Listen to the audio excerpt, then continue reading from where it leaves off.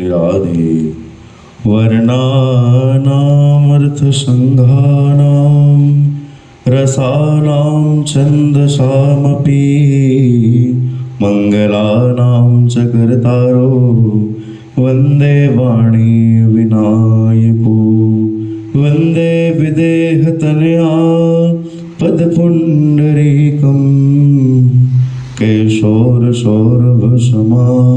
हितयो विचित्तं हन्तुं त्रतापमनिशं मुनिहंससेव्यं सन्मानसारि परिपीग परागपुञ्जं कौशलेन्द्रपदकञ्जुमञ्जुलो कोमलाजभुजमहेशवन्दितो जानकी कर सरोज लालितो चिंतपश्ये मनोभ्रम सन्निधो यत्र यत्र रघुनाथ कीर्तनं तत्र तत्र कृतमस्तकाञ्जलिं वस्कवारि परिपूर्णलोचनं मारुतिं नमत राक्षसान्तकं मारुतिं नमत राक्षसान्तकम् गंगातरंगरमणीय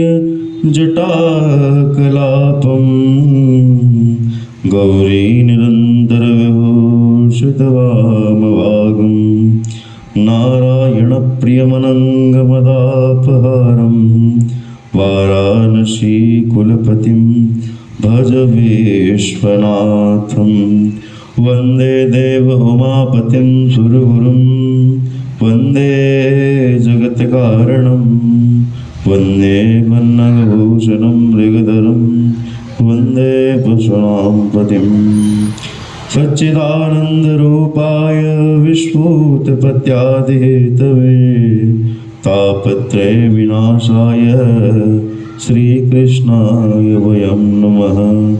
ॐ नमः पुञ्जविहारिणे ॐ नमः पुञ्जविहारिणे श्री हरिदासाय गुरुणां गुरवे नमः।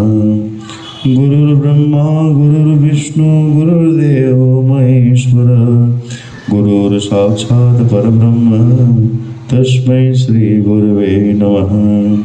अतुलितबलधामं हेमशैलापदेहं धनुजवनकृशाननं ज्ञानिनामग्रगण्यं सकलगुणनिधानं वानराणामधीशं रघुपतिप्रियभक्तं वातजातं नमामि रघुपतिप्रियभक्तं वातजातं नमामि।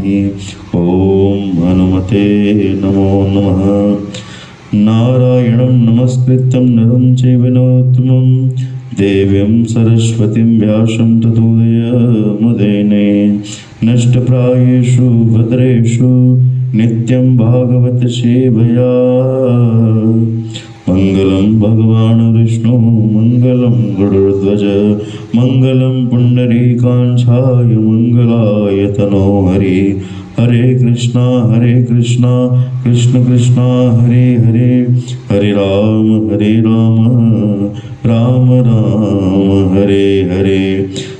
मेरी भवबाधा दूर करो श्री राधा नागर सोय जातन की छाय पड़े तो श्याम दुती होय।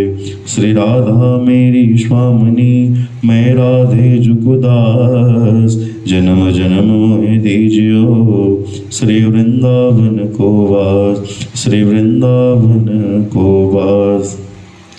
जय जय श्री राधा रमण जय जय नवल किशोर जय गोपी चित चोर प्रभु जय जय माखन चोर जय जय माखन चोर। प्रेम से बोले माखन चोर भगवान की जय। भक्तवत्सल भगवान की जय। राधा कृष्ण भगवान की जय। श्यावर रामचंद्र की जय। हनुमान जी महाराज की जय। तुलसीदास जी महाराज की जय। व्यासदेव महाराज की जय। सब संतन की जय सब भक्तन की जय। जय जय श्री सीताराम, जय जय श्री राधेश्याम। ओम नमः पार्वती पतये, हर हर महादेव शंभो। श्री राधे। श्री कृष्ण गोविंद हरे मुरारी, हे नाथ नारायण वासुदेव। श्री कृष्ण गोविंद हरे मुरारी, हे नाथ नारायण वासुदेव। श्री कृष्ण गोविंद हरे मुरारी, हे नाथ नारायण वासुदेव। पितुमात स्वामी सखा हमारे, पितुमात स्वामी सखा हमारे, हे नाथ नारायण वासुदेव। श्री कृष्ण गोविंद हरे मुरारी, हे नाथ नारायण वासुदेव। श्री कृष्ण गोविंद हरे मुरारी, हे नाथ नारायण वासुदेव। त्वमेव माता च पिता त्वमेव, त्वमेव माता च पिता त्वमेव, त्वमेव विद्या द्रविणं त्वमेव, त्वमेव बन्धो च सखा त्वमेव, त्वमेव विद्या द्रविणं त्वमेव, त्वमेव सर्वं मम देव देव। श्री कृष्ण गोविंद हरे मुरारी, हे नाथ नारायण वासुदेव। कर्पूर गौरम करुणावतारम, संसार सारम भुजगेन्द्रहारम। सदा वसन्तं हृदयालवृन्दे, भवं भवानी सहितं नमामि।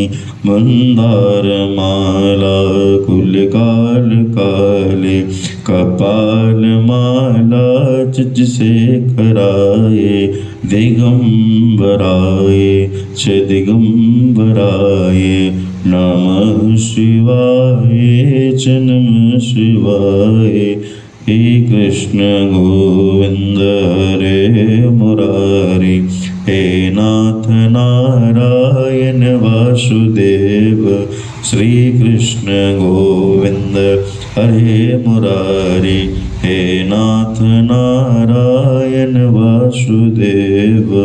श्री कृष्ण गोविंद हरे मुरारी, हे नाथ नारायण वासुदेव। प्रेम सूर्य गिरधर गोपाल की जय। श्रीमद् भागवत महापुराण की जय। परम मंगलमय श्रीमद् भागवत महापुराण, परमहंस संहिता, वैष्णव संतों का परम धन श्रीमद् भागवत,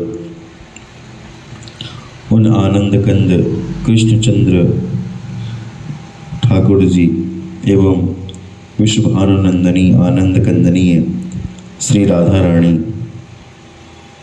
को मैं बारंबार प्रणाम करता हूँ।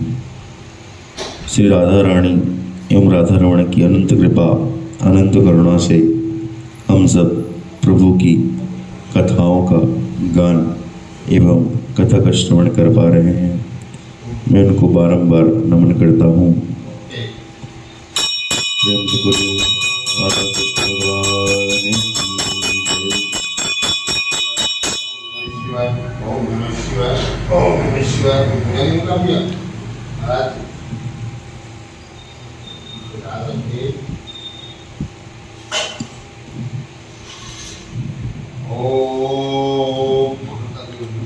हमने पिछले क्रम में सुना कि किस प्रकार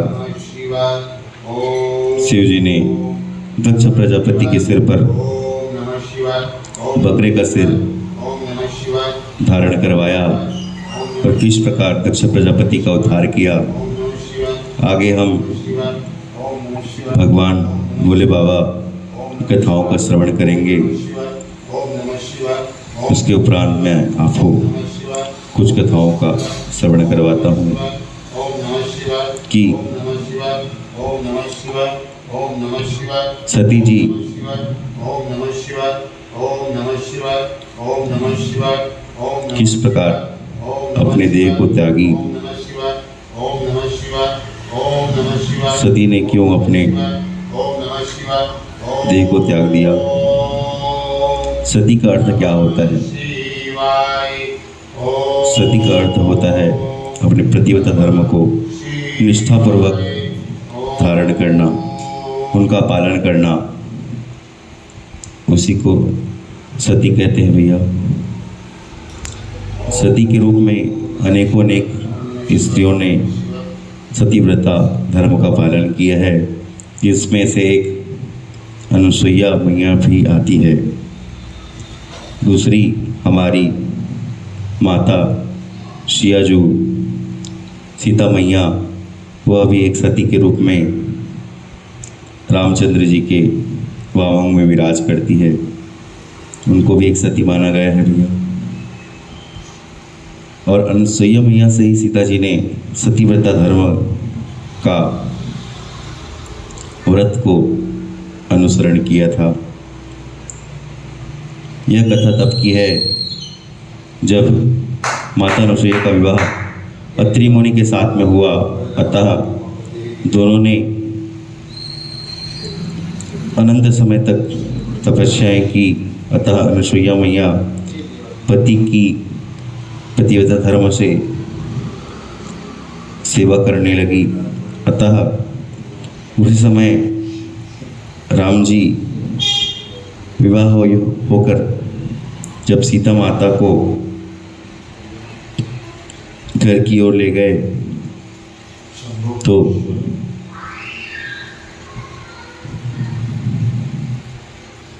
माता कैकेयी ने जब राम जी को वनवास के लिए आज्ञा किया, तो माता पिता की आज्ञा को मानकर राम जी ने जब वनवास धारण किया तो कुछ समय तक राम जी और सीता जी अत्रि मुनि के आश्रम पर अनुसुईया माता के अनुसरण में रहे। तभी अनुसुईया माता ने सीता माता को इस सतीव्रता धर्म प्रतिव्रता धर्म के बारे में ज्ञानोपदेश किया। तुलसी बाबा रामायण में लिखते हैं, बिनती करी मुनि नाई रहु कर जोरी भोरी, चरण सरोज नाथ ज्ञानी करी कबो तजे मत मोरी। अनुसुईया के पद गई सीता, मिली बभोरी सुरील सुनीता। ऋषि पत्नी मन सुख अधिकाई, आशीष देह निकट बैठाई। जब माता सीता अनुसुईया माता के पास में गई है तो सुंदर सीता माता को अपने पास में बैठाया है। और जब सीता माता को अपने पास बैठाया है, उसको बैठाकर माता अनुसुईया अपने पति के सेवा कार्य के लिए लग जाती है। जब अत्रि मुनि तपस्या में संलग्न थे तब उनके चरणों की सेवा करती थी, उनके लिए फूल डाले देती थी। बिना कुछ बोले, बिना कुछ किए अपने पति का निष्ठापूर्वक सेवा करती एवं प्रतिव्रता धर्म का पालन करती। अनेकों अनेक प्रकार की शिक्षाएं अनुसुईया माता ने माता सीता को दिया कि किस प्रकार प्रतिव्रता धर्म का पालन करना चाहिए, मोह माया से कभी नहीं डगमाना चाहिए। जिस प्रकार अनेकों अनेक सीता माता को अनुसुईया मैया ने शिक्षा प्रदान किया। दिव्य वसन भूषण परिहाए, जो नित नित्वन अमल सुहाए। एक ही धर्म एक व्रत नेपा, काय वचन मम पति पद प्रेमा। उत्तम के अवस मन माही, सपनेओ आन पुरुष जग माही। मध्यम पति देख कहीं कैसे, भ्राता पति पुत्र जैसे। हे बेटी, अगर कोई पराया पुरुष तुमको दिखे ना, उसको भ्राता के समान, अपने पिता के समान सदैव मानना। ऐसे ही पति का रुख लेकर सदैव चलना बेटी। हे बेटी, पति का अपमान कभी मत करना। नारी का स्वर्ग उनके पति एवं प्रभु के चरणों में होता है। उनके चरणों को कभी छोड़कर मत जाना बेटी। कभी पराये पुरुष के चक्कर में, दूसरे पुरुष के चक्कर में अपने प्रतिव्रत धर्म से कभी मत टकमाना बेटी। यह तो शरीर 5 तत्वों से मिलकर बना है। किसी की खूबसूरती पर जाकर अपने प्रतिव्रत धर्म को नष्ट मत करना बेटी। सभी के शरीर में मलमूत्र आदि भरा हुआ है। ऊपर ऊपर से ढांचा तैयार हुआ है, ऊपर ऊपर से स्वच्छ सुंदर दिखते हैं, अंदर में तो वही मैल भरा हुआ है। तो इन मैल के चक्कर में कभी मत आना बेटी। सदैव अपने प्रतिव्रत धर्म का पालन करना। पतिवंचक परती रति करई, शौक नरक कपल कल्पसत पाई। सुनी जानकी परम सुख पावा, सादर ताश चरण सिरनावा। जब माता ने यह प्रतिव्रत धर्म के बारे में जाना तो वह गदगद हो गई। माता अनुसुईया को प्रणाम किया। हे माता, जितना भी आपने मन को बताया है ना, मैं सब उनका निष्ठापूर्वक पालन करूंगी माता। यह कहने लगी। अतः अपनी कथा को माता अनुसुईया ने सीता माता को बतलाई कि किस प्रकार मैंने अपना निष्ठापूर्वक पतिव्रत धर्म का पालन किया था बेटी। तुम भी वह कथा को जान लो। यह तब की कथा है जब मुनि अत्रि जी 100 वर्ष तक तपस्या में संलग्न थे। उस समय संतान के रूप में अनुसुईया के पास में कोई भी कहने वाला नहीं था भैया। उस समय त्रिदेवों ने, ब्रह्मा विष्णु महेश ने माता अनुसुईया के पास में जाकर पहुँचे। एक ब्राह्मण का रूप परिवर्तित कर दिया त्रिदेवों ने और अनुसुईया माता के पास में जाकर कहने लगा कि भिक्षाम देहि माहे भिक्षाम देहि। जब त्रिदेवों ने अनुसुईया माता को देखा तो अनुसुईया माता ने प्रणाम किया। तो त्रिदेवों ने माता अनुसुईया को वरदान मांगने के लिए कहा। तभी मुनि ने कहा, हे त्रिदेव, मुझ पर कृपा करो कि आपके समान कोई संतान हो जाए। तभी त्रिदेव बोले, हमारे समान तो कोई संतान नहीं है भैया।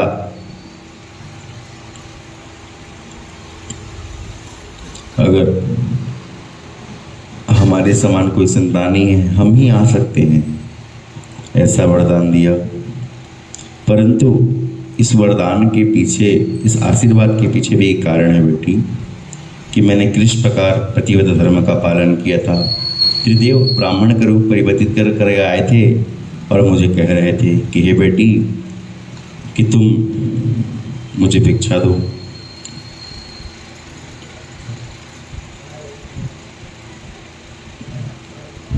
इस प्रकार भिक्षा मांगने लगे। जब मैंने अपने पति को बतलाया तो पति अत्रि जी मुनि ने कहा कि हे अनुसुईया, यह और कोई नहीं, यह त्रिदेव है। तुम उनको आश्रम में बुलाओ और उनकी सेवा सत्कार करो। सेवा सत्कार से प्रसन्न होकर ही त्रिदेवों ने माता अनुसुईया को 3 पुत्रों के रूप में त्रिदेव स्वयं संतान के रूप में आने का आशीर्वाद देते हैं। माता अनुसुईया और त्रिदेव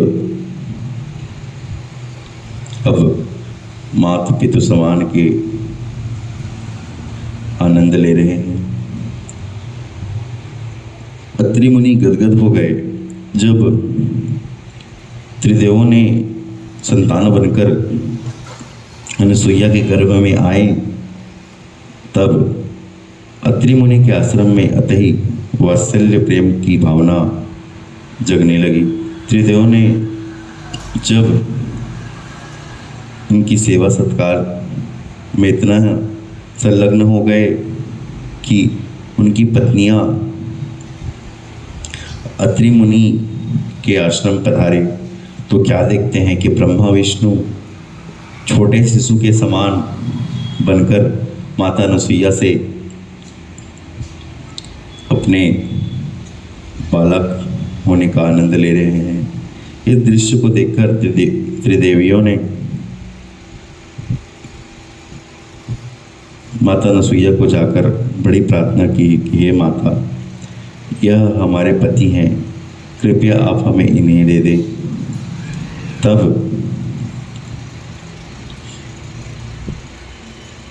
माता अनसुईया ने कहा कि हे त्रिदेवियों, तुम जाकर अपने अपने पति को ले जाओ। तो तीनों ने देखा तो तीनों एक समान थे। कोई पहचान नहीं पा रहा था कि कौन से देव ब्रह्मदेव है, कौन से विष्णुदेव है, कौन से मेरे महादेव हैं। तीनों को देखा तो बड़े परेशान हो गए और माता अनसुईया से कहा कि हे माता, हम तीनों तो भ्रमित हो गई हैं, कृपया आप ही हमें हमारे पतियों को दे दीजिए। तो माता अनसुईया ने ब्रह्माणी को ब्रह्मदेव और लक्ष्मी को शिव, विष्णु को लक्ष्मी देवी को दिया और रुद्राणी को शिव जी को दिया। इस प्रकार त्रिदेवों को अपने पति के साथ में उनके लोकों में भेज दिया। प्रेम से अनसुईया मैया की जय। इस प्रकार अनसुईया मैया की परम पतिव्रत धर्म के कारण ही, उनकी सेवा के कारण ही त्रिदेवों को भी उनकी संतान बनने का अवसर प्राप्त हुआ। इस प्रकार माता सीता को बड़े ही सुंदर ज्ञानोपदेश करती है और कुछ समय के बाद में सीता जी, राम जी आगे वन की ओर गमन करते हैं। संसार के लोगों से भी मैं विनती करना चाहता हूँ कि सदैव अपने धर्म कर्तव्य पर निश्चित रहें। जो भी जिम्मेदारी हमें प्राप्त हुई है उनका निष्ठापूर्वक पालन करें, तभी हमें इस नर शरीर का लाभ मिल सकेगा भैया। जिस कारण हमारा जन्म हुआ है, जो हमने परमात्मा को वचन देकर इस भूलोक में पधारे हैं, उनका हमें निष्ठापूर्वक पालन करना चाहिए। इस प्रकार सुखदेव महाराज जी अनसुईया की कथा को सुनाकर आगे ध्रुव चरित्र को सुनाते हैं। यह कथा बड़ी प्रचलित है भैया, आप सबने तो यह कथा सुनी होगी। अब मैं आपको मनु महाराज के दो पुत्र प्रियोव्रत और एवं उत्तानपाद की कथा सुनाता हूँ। अतः उत्तानपादो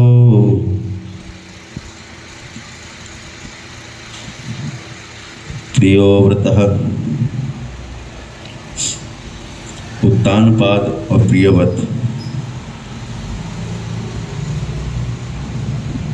मनु महाराज के छोटे बेटे प्रियोव्रत एवं बड़े बेटे उत्तानपाद जी थे।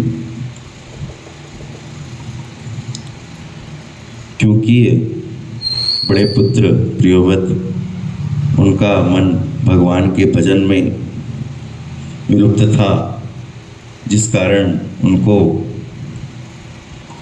सदैव भगवान की भक्ति में निपुण रहते थे। उत्तानपाद जी कुछ योग्य थे, इसलिए पिता मनु महाराज ने उत्तानपाद जी को राजगादी सौंप दी, राजगादी पे बैठा दिया। अतः पहले मैं आपको उत्तानपाद जी का कथा सुनाता हूँ, फिर मैं आपको उन प्रियोव्रत महाराज जी की भी कथा सुनाऊंगा। उत्तानपाद जी की कथा ऐसी है कि उनकी सर्वप्रथम एक नारी हुई सुनीति। सुनीति बड़े ही आनंदपूर्वक अपने विवाहित जीवन का अनुसरण कर रही थी, परंतु पूर्व जन्म के कार्यत के कारण सुनीति की कोई संतान नहीं हुई। तो सुनीति जी अपने पतिदेव उत्तानपाद जी को कहती है, हे पतिदेव, मुझे नहीं लगता कि अब मैं कोई संतान को जन्म दे पाऊंगी, कृपया करके आप दूसरा विवाह कर लीजिए। तो पत्नी के आज्ञा को पाकर उत्तानपाद जी ने दूसरा विवाह किया और माता सुनीति को एक दूसरे भवन का निर्माण करके दे दिया। दूसरे विवाह के रूप में दूसरी नारी सुरुचि आई। सुरुचि अति ही चालाक एवं चंचल स्वभाव की थी। कुछ समय बाद में माता सुनीति के गर्भ उत्थान हुआ और साथ ही साथ सुरुचि का भी गर्भ स्थान हो गया।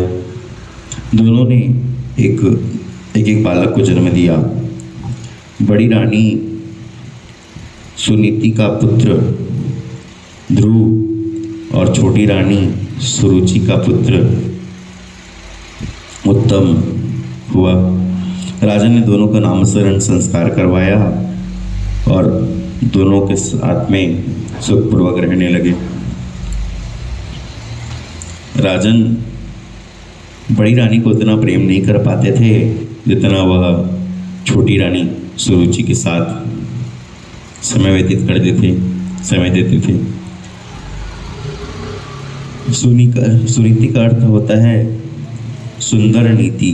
जिस नीति में भगवान के चरणों का चरणों तक हो वही सुनीति कहलाता है भैया।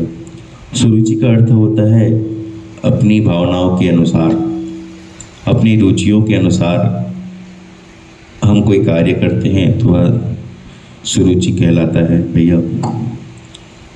उसी प्रकार ध्रुव महाराज भी अपनी माता सुनीति के साथ में भक्ति भाव में निपुण रहते। उधर सुरुचि ने छलपूर्वक सुनीति को अलग करने का सोच लिया। अब तो दोनों बालक धीरे धीरे बढ़ते चले गए।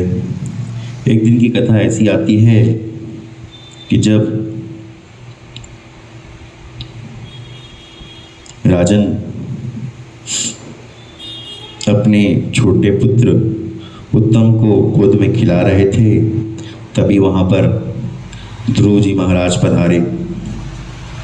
जब ध्रुव महाराज ने देखा तो उनके मन में भी भावना जाग उठी कि मुझे भी पिता के साथ में खेलना है। वात्सल्य प्रेम जाग उठा, अतः वह पिता के पास में जाग नहीं लगा, उनके गोद में ही बैठने वाला था कि उनकी सौतेली माँ सुरुचि ने देख लिया।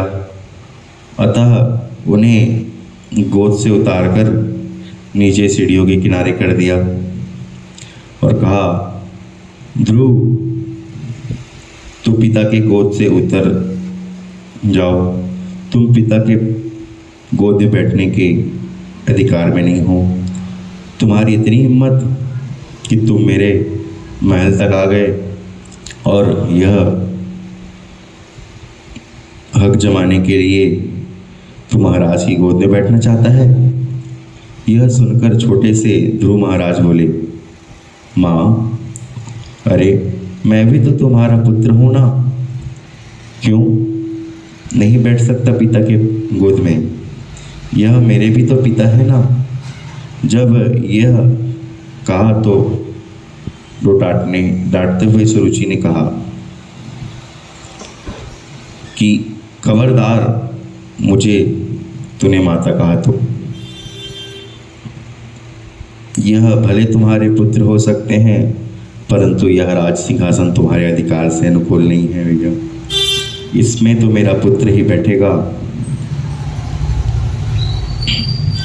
और तू मेरा पुत्र नहीं है ना, तो तुम भी इस राज सिंहासन में नहीं बैठ सकते। देखो कितना अभिमान है सुरुचि में।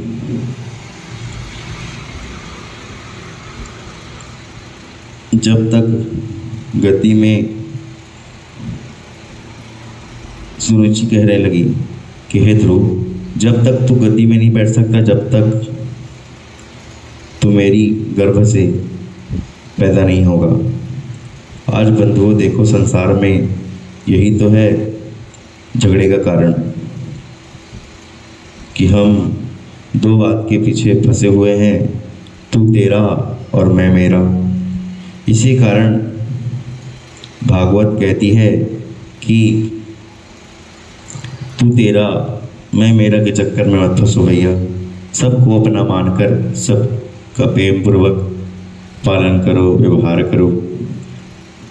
भागवत कहती है कि तू तेरा मैं मेरा के चक्कर को छोड़ दो, इसको उल्टा कर लीजिए कि मैं तेरा और तू मेरा हो जाए तो इतना सुंदर होगा। इसमें दोनों जुड़ जाएंगे भैया कि मैं तेरा और तू मेरा। तू तेरा मैं मेरा का चक्कर छोड़ दो भैया, मैं तेरा और तू मेरा के चक्कर पकड़ लो। इसमें ही सबका कल्याण है और सबका प्रेम है। और माता सुरुचि तो यहाँ नहीं समझ पाई, बड़े ही आवेश में आकर ध्रुव को डांट दिया और कहने लगी, देख यदि तुझे पिता की गोद में बैठना है ना, सिंहासन में बैठना है, तो पहले तू जा एक काम करके आ। क्या काम करके आ? कि तपसाराध्यम पुरुषम दस्मै वानोरेमेव गर्भे त्वं साध्यं ननिधिच्छिदं निरुपासनम। सुरुचि कहती है कि यदि तुझे पिता की गोद में बैठना है ना, तो ध्रुव जा पहले तू एक काम करके आ। क्या? जा तू पहले भगवान नारायण की तपस्या कर। जा भगवान नारायण की तपस्या कर और उनसे यह वरदान मांगना कि फिर तुझे इस शरीर को त्याग दे और दूसरा जन्म मेरे कोख से जन्म लेकर आ, मेरा बेटा बनकर आ, तब तुझे इस सिंहासन पर बैठने दूंगी। अतः अन्यथा नहीं बैठने दूंगी। तू मेरे कोख से जन्म लेगा ना, तभी मैं तुझे इस सिंहासन में बैठने दूंगी। हे बंधुओं देखो सुरुचि के मन में कितना अहंकार है। सुरुचि कह रही है कि भगवान की तपस्या करके आ और भगवान से कहना कि यह शरीर को मुझे त्यागने दो प्रभु, और दूसरा जन्म यह वरदान मांगना कि दूसरा जन्म मेरे कोख से हो। अब यह सोचो भैया कि जो भगवान की भक्ति करेगा, जो भगवान के दर्शन पा जाएगा, वो ऐसे कोख में जाने के लिए वरदान मांगेगा? नहीं भैया, जो भगवान के दर्शन कर लेगा ना, वो तो भाव सागर से पार हो जाएगा भैया। यह गर्भधारण के कष्ट को नहीं झेलने वाला। तो सुरुचि इस प्रकार ध्रुव को कहती है और ऐसे छोटे से बालक को कहती है जो 5 वर्ष का है। भाई आजकल तो बालकों को देखने पे ही वात्सल्य जग जाता है, लेकिन सुरुचि कितनी अभिमानी है कि उस छोटे से बालक को भी देखकर इतने क्रोध एवं आवेश में, घमंड में उस ध्रुव बच्चे जो कह रही है। माता सुरुचि की बात तो ऐसी है कि हमने कोई खीर बनाया है और खीर में शक्कर के अलावा नमक डाल दिया हो तो पूरा खीर का स्वाद नष्ट हो जाए। इसी प्रकार माता सुरुचि ने बात की है। क्या बोला है कि जा पहले तो भगवान की तपस्या करके आ और दूसरे जन्म में मेरे कोख से जन्म लेना, तब मैं तुम्हें सिंहासन में बैठने दूंगी। यह बात को सुनकर ध्रुव महाराज रोते रोते माता सुनीति के पास में गए हैं और सुनीति के पास में जाकर बड़े ही रोने लगे हैं। तब माता सुनीति ने पूछा कि हे पुत्र, तुझे क्या हुआ, क्यों रो रहा है? तो सुखदेव महाराज जी कहते हैं कि हे परीक्षित, वह बालक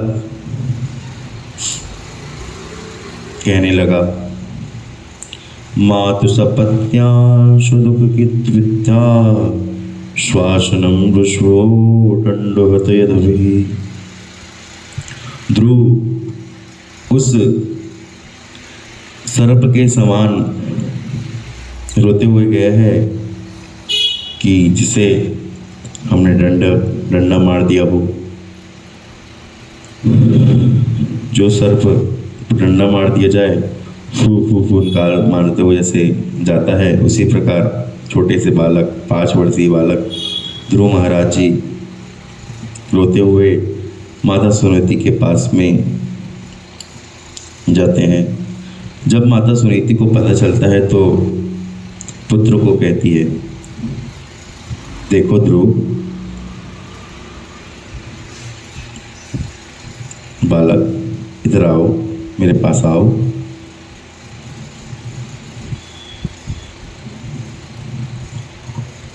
और ध्रुव महाराज को कहती है कि हे ध्रुव,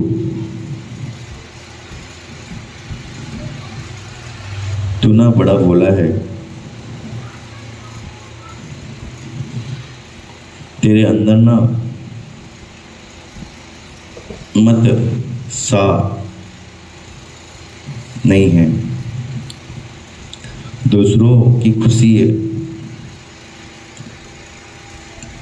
देखकर ना तो बड़ा ही उमंग हो जाता है।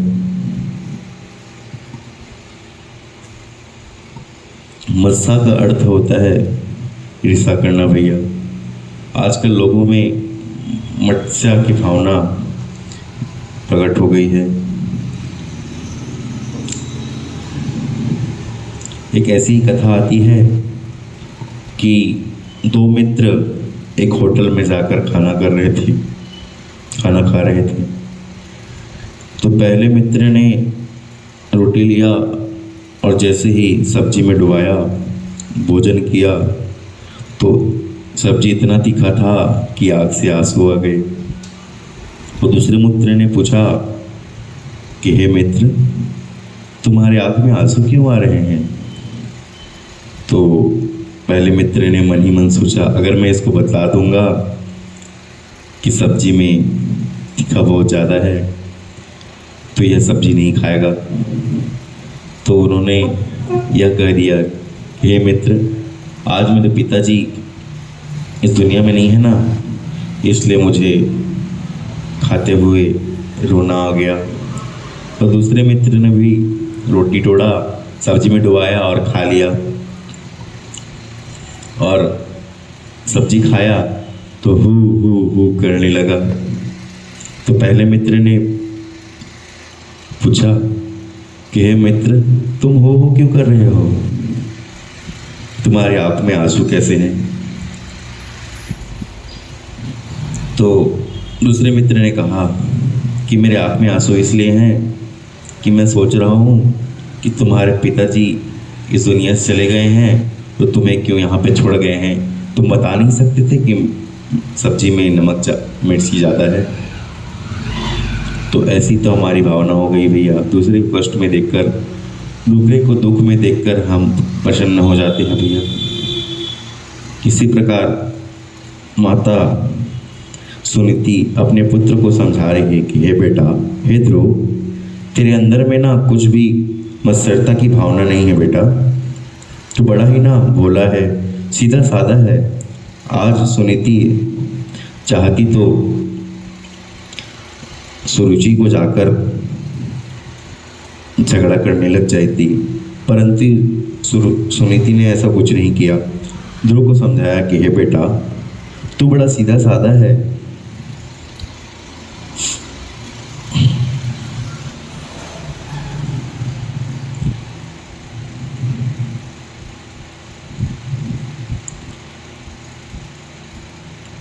अपने पुत्र को शिक्षा देती है, कहती है, देख ध्रुव, तेरी भी माता ने ना जो भी बात कही हो सारी बात को भूल जाना, बस एक बात को याद रखना। क्या याद रखना? कि तेरी माँ ने कहा ना कि तू जा पहले भगवान का भजन कर, फिर मेरी कोख से जन्म लेके आना, तब मैं तुझे राजगद्दी में बिताऊंगी। तो सब बात को भूल जाना बेटा, लेकिन एक बात को याद रखना कि तू जा भगवान का भजन कर। बेटा हमारा जीवन ना इसलिए हुआ है कि हम भगवान की भक्ति कर सकें। माता सुनती सुंदर पुत्र को उपदेश देती है और कहती है कि हे ध्रुव, जा भगवान की भक्ति करना बेटा। भगवान ना तुझे इस राज सिंहासन पर नहीं अपने गोद पर बिछाएंगे, और उस परमात्मा की गोद पर बैठ जाएगा ना तो वहां से उतारने वाला है, तेरे को कोई जन्म नहीं लेगा बेटा। इस प्रकार सुंदर पुत्र को उपदेश देती है और कहती है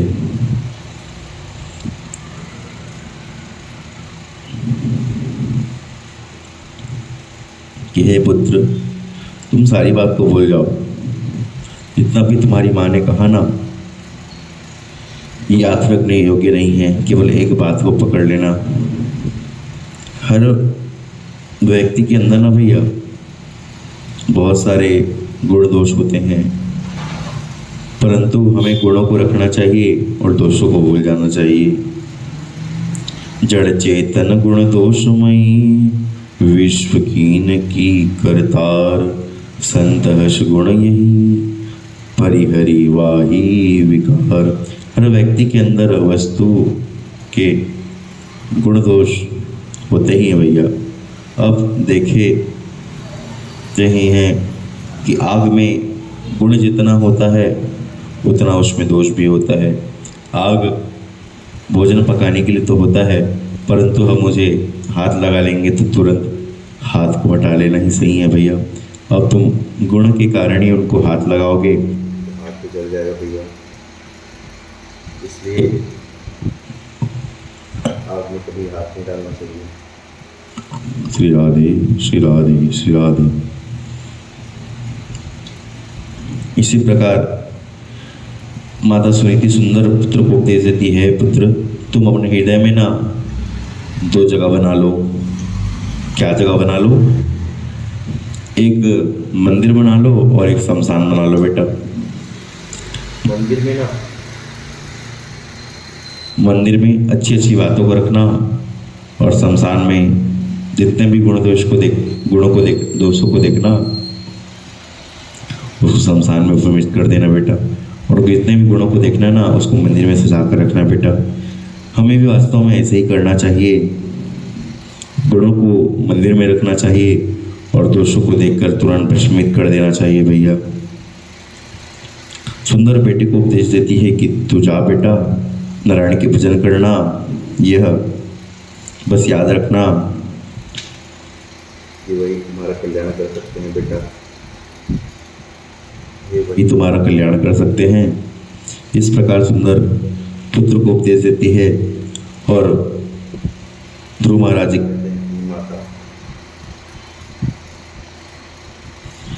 हे माता मैं जा रही हूँ, अब तभी वापस आऊँगा जब भगवान की भक्ति मुझे प्राप्त हो जाएगी माता।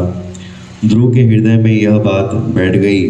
ध्रुव महाराज जी उस समय अपनी माता का आशीर्वाद लिया और महलों को छोड़ प्रतिज्ञा कर, ध्रुव महाराज माता अब तुम्हारा यह पुत्र प्रभु को प्राप्त करके ही आएगा, अन्यथा नहीं आएगा।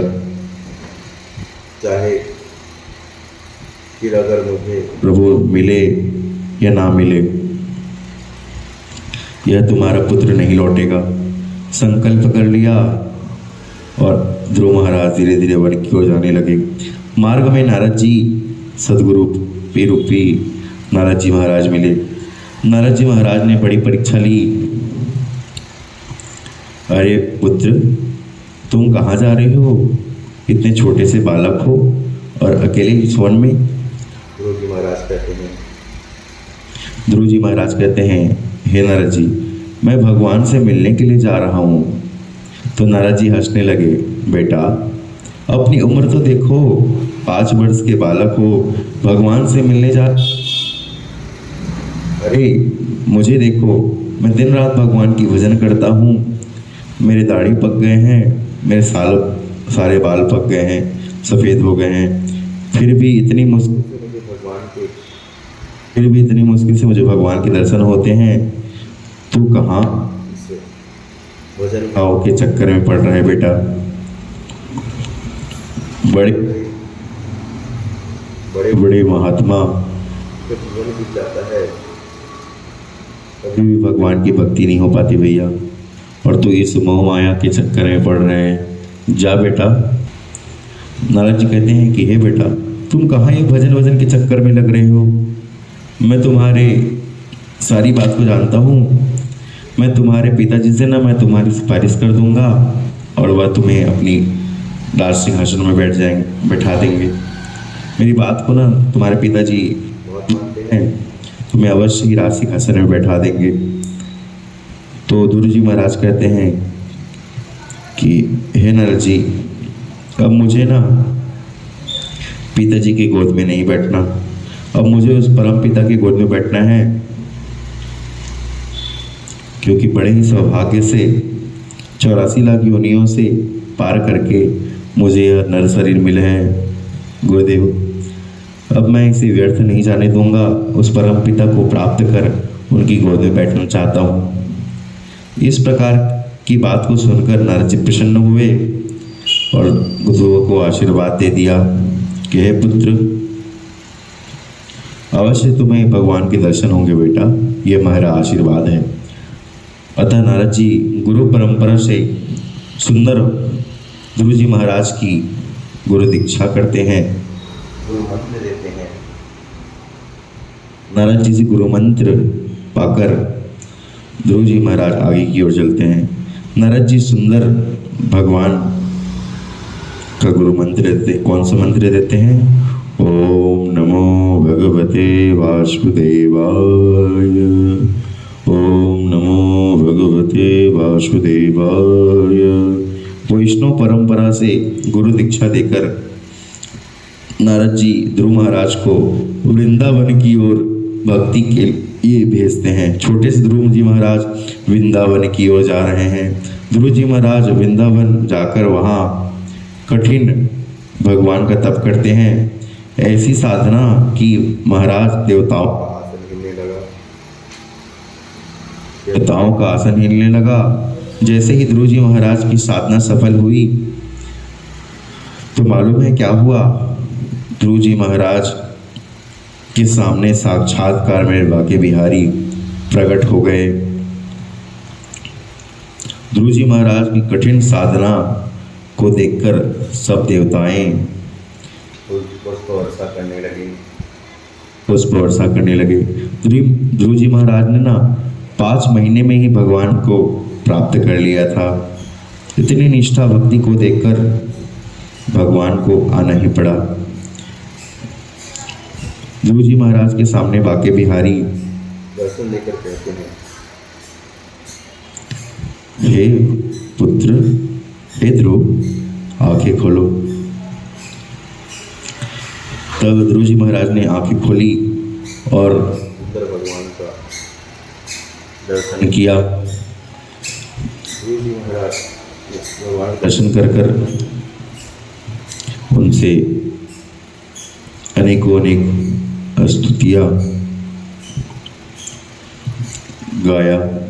भगवान को देखकर ध्रुव जी महाराज ना शुरू में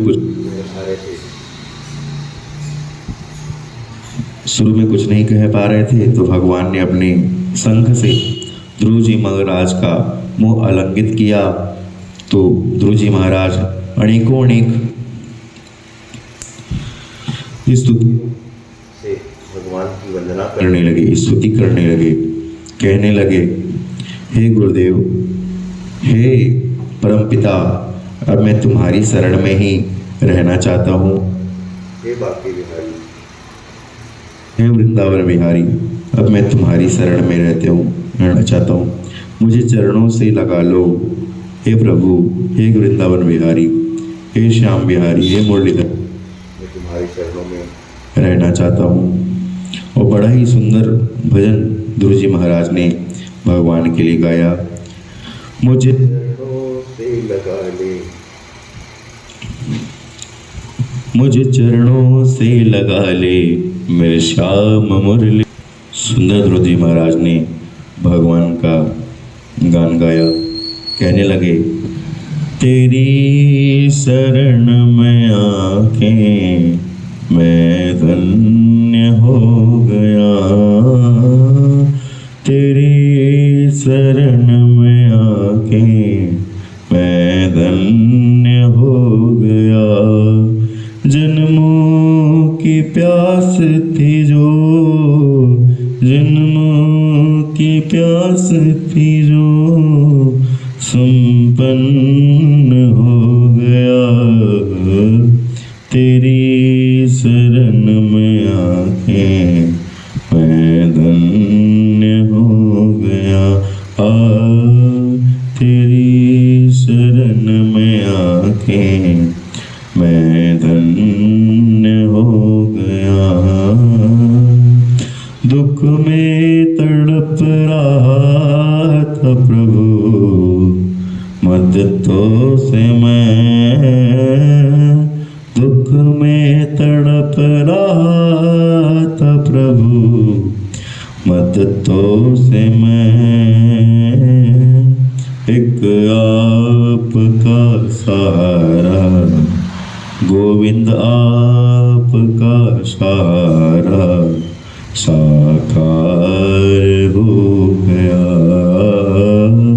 तेरी शरण में आके मैं धन्य हो गया।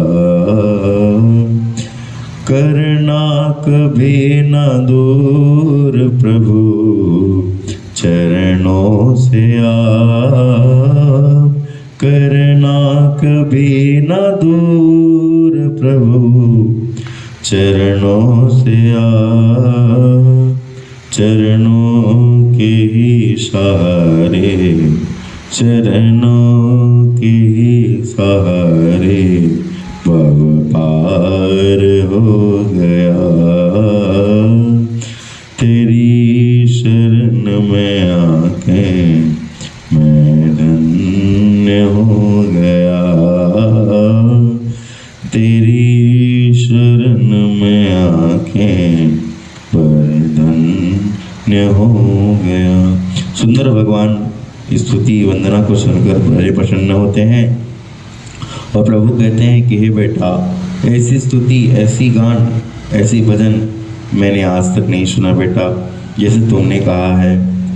ध्रुव जी महाराज को वरदान मांगने के लिए कहा तो ध्रुव जी महाराज कहते हैं, भगवान प्रभु मैं क्या वरदान मांगूं? मैंने वरदान मांगने के लिए आपकी तपस्या नहीं की है। मुझे तो आप अपने चरणों का दास बना लीजिए, मुझे ऐसी भक्ति दीजिए जिससे मैं यह भव सागर को तर जाऊं प्रभु।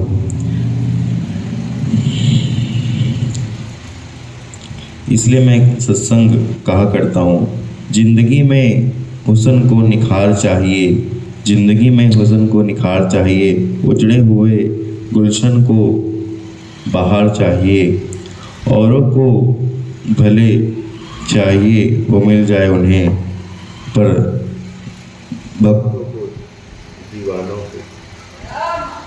को दीवानों को सिर्फ बांके बिहारी का प्यार चाहिए, अनुराग की चाहिए। इस प्रकार सुंदर ध्रुव जी महाराज भगवान की भक्ति मांगते हैं। सुंदर भगवान आशीर्वाद देते हैं कि हे ध्रुव, मैं तुम्हें आशीर्वाद देता हूँ कि तुम सदैव मेरे चरणों से जुड़े रहोगे, और आशीर्वाद स्वरूप उनको राज्य आशीर्वाद देते हैं। वरदान देते हैं कि हे पुत्र कि जाओ तुम अनेकों वर्षों तक अपने राज्य को सतयुग से तुम अनेकों वर्ष तक इस राजगद्दी को संभालोगे, राज सुख प्राप्त करोगे, भगवान के आशीर्वाद को प्राप्त गुरुजी महाराज आगे चलकर अनेकों जन्म तक राजगद्दी को संभाले हैं और भगवान की भक्ति हुए करते हुए अनेकों वैकुंठ धाम को चले गए हैं। महाराज की जय, गुरु जी महाराज की जय। भगवान की कृपा से सुंदर भगवान की कृपा से ध्रुव जी महाराज उस राज सिंहासन को प्राप्त करते हैं और आगे चल के ध्रुव जी महाराज राजा बने हैं। ध्रुव जी महाराज के वंश में अंगिर ऋषि का जन्म हुआ। अंगिर ऋषि से वेणु हुए और वेणु से पृथु जी महाराज का जन्म हुआ, जो साक्षात्कार महाराज विष्णु के अवतार हैं। बोलो पृथु जी महाराज की जय। सब सूत जी महाराज कहते हैं कि हे परीक्षित, पहले मैं तुमको वेणु चरित्र का वर्णन करूंगा, फिर आगे की चीतों को बताऊंगा। ये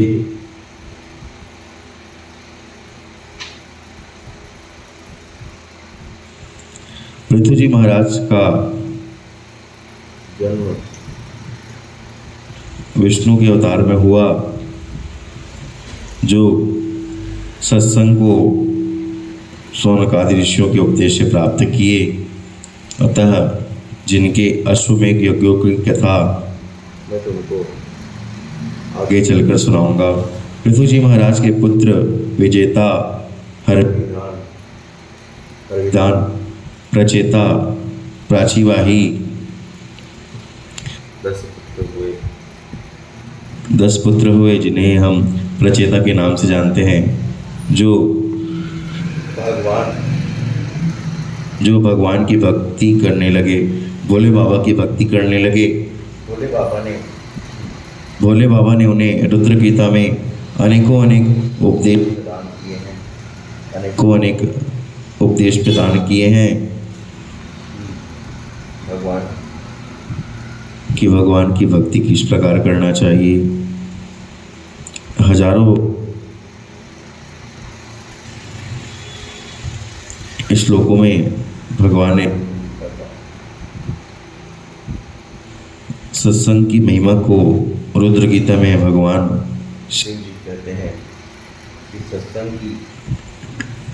सत्संग की महिमा ऐसी है कि यह अक्षय है, यह अनमोल है बेटा। प्रचेताओं को सुंदर ज्ञानोपदेश करके भगवान शिव जी